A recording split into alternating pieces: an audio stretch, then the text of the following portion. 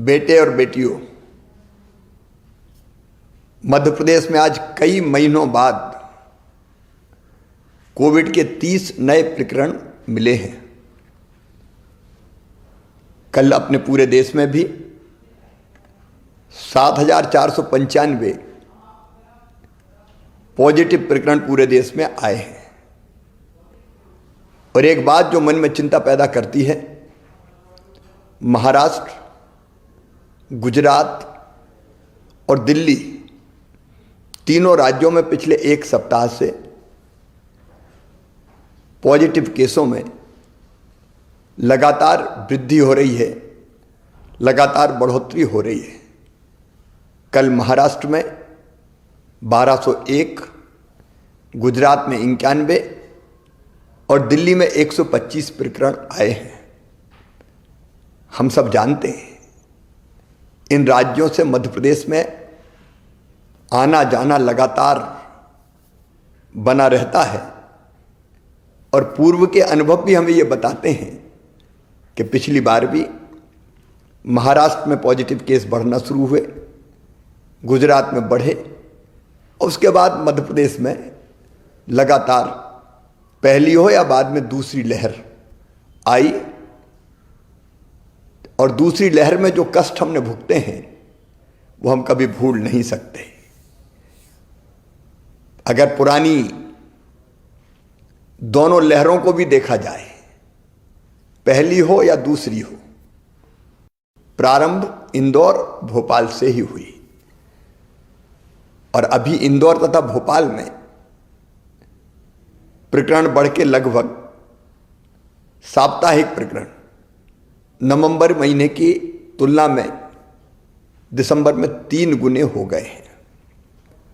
Corona ने अपना स्वरूप बदला है और नया स्वरूप ओमिक्रॉन के रूप में देश के 16 राज्यों में आ चुका है। इस संभावना से इनकार नहीं किया जा सकता कि मध्य प्रदेश में भी ओमिक्रॉन वायरस के केस मध्य प्रदेश में जल्दी आ जाएं। यदि हम पूरी दुनिया का भी अध्ययन करें और पूरी दुनिया का अनुभव देखें तो ओमिक्रॉन बहुत तेजी से फैलता है। इंग्लैंड में 1 लाख केस प्रतिदिन आ रहे हैं, अमेरिका में भी लगभग 2.5 लाख केस प्रतिदिन आ रहे हैं, यूरोप में भी ओमिक्रॉन बहुत तेजी से बढ़ रहा है। और उपरोक्त सभी कारणों को देखते हुए मुझे अंतर आत्मा से लगता है कि ये सही समय है जब हम सचेत हो जाएं, कोविड की तीसरी लहर को आने से रोकें, तेजी से संक्रमण ना फैले, इसके लिए हर आवश्यक उपाय करें। और इसलिए मेरे प्रिय बहनों और भाइयों, भारत सरकार ने भी कुछ गाइडलाइन जारी की है। मेरी आपसे प्रार्थना है कि अब देर ना करें, मास्क जरूर लगाएं, सोशल डिस्टेंसिंग बनाएं, अनावश्यक भीड़ में ना जाएं, अनावश्यक जमावड़ा ना हो। और अब तक अगर किसी ने वैक्सीन का डोज नहीं लिया, टीका नहीं लगवाया, तो टीका जरूर लगवाएं। पहला लगा लिया हो तो दूसरे में देर ना करें। अगर समय की अवधि पूरी हो गई हो तो तुरंत दूसरा टीका भी लगवाएं। इसके साथ ही हमने पहले ही तय कर दिया था कि स्कूल में जो हमारे बच्चे हैं वो 50% की संख्या में ही जाएंगे ताकि वहाँ सोशल डिस्टेंसिंग बनी रह सके। हम आज एक फैसला और कर रहे हैं कि रात्रिकालीन कर्फ्यू रात 11 बजे से लेके सुबह 5 बजे तक लगा रहेगा।